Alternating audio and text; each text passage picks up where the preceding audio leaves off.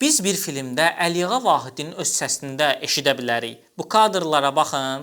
Olmadım bir ləhzə ya Rəbb, bu vətən mülkündə şah. Ömrüm əksildi günü gündən qəmim oldu ziya.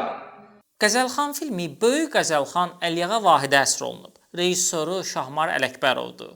Biz onu daha çox qəzəlləri ilə tanıyırıq. Bəziləri ona sərxoş gözü ilə baxsa da, deyilənə görə o repressiya olunmamaq üçün bu yola əl atıb. Vahid təkcə qəzəllər yazmayıb, həm də müxtəlif problemlərə aid satirik şeirlər yazıb. Yeniliyə qarşı çıxanları tənqid edib. Ona verilən Vahid ləqəbi barədə isə iki versiya var. Birincisi onun təbinin əvəz olunmazlığı, yeganəliyidir. Buna görə ona Vahid deyirlər. Digər versiya isə budur ki, o ənənəvi qəzəli davam etdirən yeganə şəxsdir, yəni Vahiddir.